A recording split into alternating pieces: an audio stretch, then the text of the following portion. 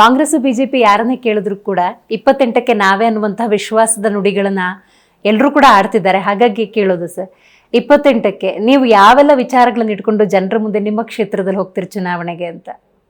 28ಕ್ಕೆ ಈಗಿನ ಸರ್ಕಾರದ ವೈಫಲ್ಯಗಳು, ಸರ್ಕಾರದ ಅನುದಾನದಲ್ಲಿ ತಾರತಮ್ಯ, ಮತ್ತು ಒಂದೇ ಸಮಾಜಕ್ಕೆ ಎತ್ತಿ ಹಿಡಿಯುವಂಥ ಕೆಲಸ, ಮತ್ತು ಅವರನ್ನೇ ಹೆಚ್ಚಂದು ಇದು ಮಾಡೋದು, ಫಂಡ್ ಜಾಸ್ತಿ ಕೊಡ್ಬೋದು, ಮತ್ತು ಹಿಂದೂ ಕಾರ್ಯಕರ್ತರ ಮೇಲೆ ದಬ್ಬಾಳಿಕೆ ಆಗಲಿ, ದೌರ್ಜನ್ಯ ಆಗಲಿ. ಆ ವಾತಾವರಣ ಅಲ್ಲೂ ಇದೆಯಾ ನಿಮ್ಮ ಕ್ಷೇತ್ರದಲ್ಲಿ? ಈ ಥರ ಸಮಸ್ಯೆಗಳಾಗತ್ತಾ? ಎಲ್ಲ ಕಡೆ ಸಣ್ಣ ಪುಟ್ಟಿ ಇದ್ದೇ ಇರ್ತದೆ ಮೇಡಮ್. ಅದನ್ನು ಸೆಕ್ಯುಲರ್ ಅಂದರೆ ಎಲ್ಲ ಸಮಾಜದವ್ರಿಗೆ ತೊಗೊಂಡು ಹೋಗ್ಬೇಕು ಸರ್ಕಾರ. ಸೆಕ್ಯುಲರ್ ಅಂತ ಮಾನ್ಯ ಮುಖ್ಯಮಂತ್ರಿ ಕಾಂಗ್ರೆಸ್ ಸರ್ಕಾರ ಹೇಳ್ತಾರೆ. ಸೆಕ್ಯುಲರ್ ಮೀನಿಂಗ್ ಏನು? ಎಲ್ಲ ಸಮಾಜ ಇದ್ದರೆ ಸೆಕ್ಯುಲರ್. ಒಂದೇ ಸಮುದಾಯ, ಎರಡೇ ಸಮುದಾಯ, ಮೂರೇ ಸಮುದಾಯ, ನಾಲ್ಕು ಸಮುದಾಯ ಅಂದ್ರೆ ಸೆಕ್ಯುಲರ್ ಎಲ್ಲ ಆಗ್ತದೆ. ಸೆಕ್ಯುಲರ್ ಆ ನಿಟ್ಟಿನಲ್ಲಿ ಬಿಜೆಪಿ ಇದೆಯಾ ಸೆಕ್ಯುಲರ್, ಜಾತ್ಯತೀತವಾಗಿ ಹಾಗಿದ್ರೆ ಸನ್ಮಾನ್ಯ BS ಅವರು ಮುಖ್ಯಮಂತ್ರಿ ಇದ್ದಾಗ ಕಾಂಗ್ರೆಸ್ನವರೇ ಕಟ್ಸಿದ್ರು ಹಜ್ ಭವನ್. ಮಾನ್ಯ ಮುಖ್ಯಮಂತ್ರಿಗಳು ಯಡಿಯೂರಪ್ಪ ಸಾಹೇಬರು ಇದ್ದಾಗ 40 ಕೋಟಿ ಕೊಟ್ಟು ಹಜ್ ಭವನ್ ಕಟ್ಟಿಸಿದ್ರು. ಕ್ರಿಶ್ಚಿಯನ್ ಅಭಿವೃದ್ಧಿ ನಿಗಮ ಅವರೇ ಮಾಡಿದ್ರು.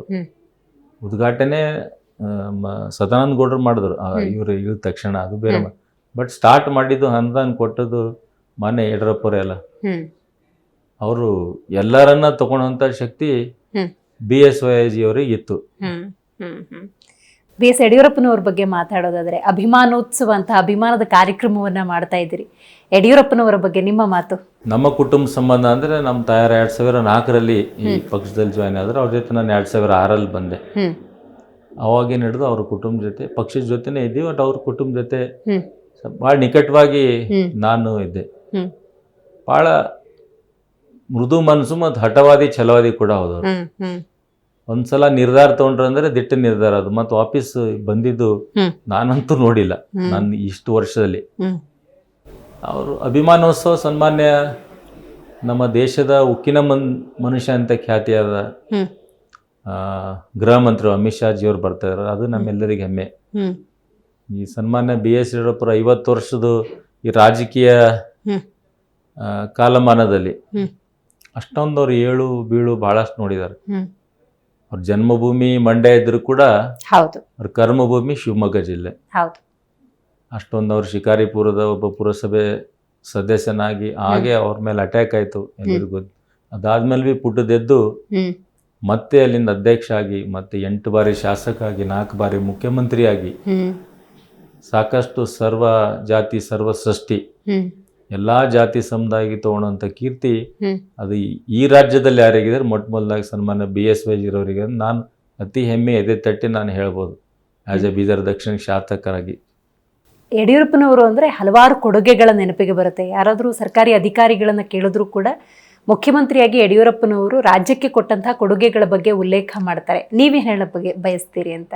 ಅವಾಗ ಫಸ್ಟ್ ಕೊಡುಗೆ ನಮ್ಮ ವಿದ್ಯಾರ್ಥಿನಿಯರಿಗೆ ಸೇರ್ಪಡೆ ಕಡಿಮೆ ಆಗ್ತಾ ಇತ್ತು ಗೌರ್ಮೆಂಟ್ ಸ್ಕೂಲಲ್ಲಿ. ಪಾಪ ದೂರಿಂದ ವಿದ್ಯಾರ್ಥಿನಿಯರು ಬರಬೇಕು, ಕಾಲ್ನಡಿಗೆಲಿಂದ ಬರಬೇಕು. ಅದಕ್ಕೆ ಅವರು ಫಸ್ಟ್ ಅವ್ರು ಮನ್ಸು ಮಾಡಿದ್ದು ಸೈಕಲ್ ವಿತರಣೆ. ಅದು ಎಷ್ಟು ಫೇಮಸ್ ಆಯಿತು ಇಂಡಿಯಾ ತುಂಬ. ಇವನ್ ಮೋದಿಜಿಯವರ ಮುಖ್ಯಮಂತ್ರಿ ಇದ್ದರು ಗುಜರಾತ್, ಅವರು ಕೂಡ ಪ್ರೇಸ್ ಮಾಡಿದ್ರು ಅದು. ಮತ್ತೀಗ ಈ ಭಾಗ್ಯದ ಬಗ್ಗೆ ಹೇಳ್ಬೇಕಾದ್ರೆ ಫಸ್ಟ್ ಭಾಗ್ಯ ಇಂಡಿಯಾದಲ್ಲಿ ಶುರು ಆಗಿದೆ Yediyurappa Saheb Bhagyalakshmi bond. The Bhagya name ಬಂದಿದ್ದೆ ಇವ್ರಲಿಂದೆ ಅಂತ ನಾನು ಹೇಳಕ್ ಇಚ್ಛೆ ಪಡ್ತೀನಿ. ಯಾರ ಹೆಣ್ಣು ಹುಟ್ಟ ತಕ್ಷಣ ಹೆಣ್ಣಪ್ಪ ಗಂಡಿಲ್ಲ ಮನೆಯಲ್ಲಿ ಅಂತಿರು, ಅದಾದ್ಮೇಲೆ ನೀವು ನೋಡ್ರಿ ರಾಜ್ಯದಲ್ಲಿ ಹೆಣ್ಣು ಹುಟ್ಟರು ಕೂಡ ಹೆಣ್ಣು ನಮ್ಮ ಲಕ್ಷ್ಮಿ ಅಂತ ನಾವೆಲ್ಲ ತಿಳ್ಕೊ. ಫಲಾನುಭವಿಗಳು ಬಹಳಷ್ಟು ಮಂದಿ ಇದ್ದಾರೆ, ಎಲ್ಲರಿಗೆ ಈಗ ಸಿಗ್ತಾ ಇದೆ.